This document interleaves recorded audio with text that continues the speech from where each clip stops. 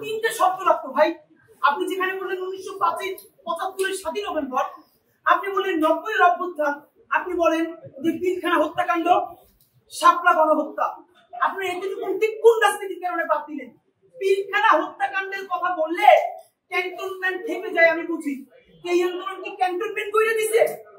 এই ঘোষণাপত্রের মধ্যে বলা হয়েছে সামরিক বাহিনী জনতার পক্ষে অংশ নিয়েছে। আপনারা আবারও তাদেরকে পক্ষে রাখার কথা বললেন। বরং বলা দরকার ছিল 5ই অগস্ট যখন ছাত্র জনতা বঙ্গকালের মতো গণভবনের দিকে জীবনের ঝুঁকি নিয়ে সবাই ছুটে এসেছিল, সামরিক বাহিনী দেশের শৃঙ্খলার স্বার্থে তাদের সামনে থেকে প্রতিবন্ধকতা সরিয়ে নিতে বাধ্য হয়। সামরিক বাহিনী নিজের অক্ষুণ্ণতা বজায় রাখার জন্য দেশপ্রেমিক জনতার সাথে মিলে যেতে বাধ্য হয়েছিল। নইলে এত একান্তর আগে নিয়ে এত জান কিভাবে যায়? অথচ আপনি থেকে স্টেক বানিয়ে দিলেন। তাহলে পিলখানার কথা বললে আর্মি খেপে যাবে। আপনি কি এই জন্য পিলখানার কথা বললেন না? শাপলার কথা বললে কেউ কেউ কোনো কোনো বুদ্ধিজীবী এখন এই অভ্যুত্থানকে রাইট উইং অভ্যুত্থান বলে। কি রে ভাই, এই উপদেষ্টাদের মধ্যে একমাত্র ধর্ম উপদেষ্টা ছাড়া আর কে রাইট উইং এর? এখানে জাসদের আছে, কে নাই আমাকে বলেন। তাহলে কি রেজওয়ান হাসান আপা, শারমিনা মুর্শিদ ওনাদেরকে এখন বোরকা পরাইয়ে দিয়ে রাইট উইং বানাই দিতে হবে? তাহলে তো উচিত তাদেরকে বোরকা সাপ্লাই দেওয়া।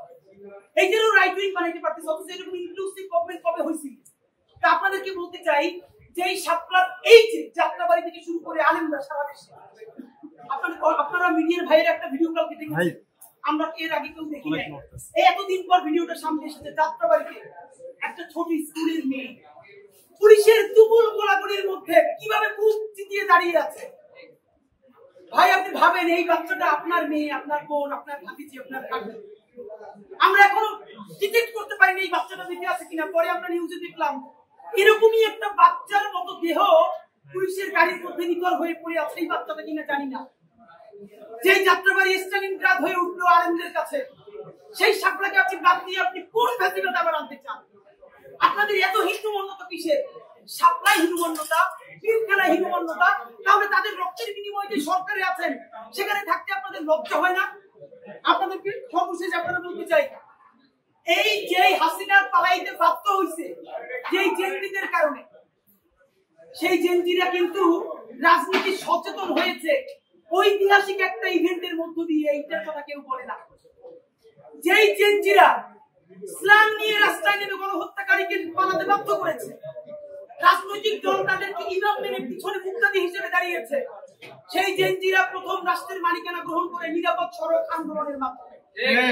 সেই নিরাপদ সড়ক আন্দোলনে প্রাইভেট বিশ্ববিদ্যালয়, পাবলিক বিশ্ববিদ্যালয়, 6, 7, 8, 9 এর বাচ্চারা, তাদের বাবারা মায়েরা খাবার নিয়ে রাজপথে নেমেছিল। ওই সময় রাজনৈতিক দলগুলো তাদের সাথে শতভাগ নামতে পারলে আওয়ামী লীগ ওই দিনে পড়ে যেত। আমাদের নিরাপদ সড়ক আন্দোলনে আমাদের বাচ্চাগুলো কিভাবে রক্তাক্ত হয়েছে। কিন্তু এই রক্তাক্ত হওয়ার মধ্য দিয়ে তারা প্রথম এই এস্টাবলিশমেন্টকে, ফ্যাসিবাদকে গালি দেওয়া শিখেছে। তারই চূড়ান্ত পরিণতিতে মাত্র 5 বছরের মধ্যে আমরা হাসিনাকে পালাতে বাধ্য করতে পেরেছি। আপনারা নিরাপদ সড়ক আন্দোলনের কথাটাও বললেন না।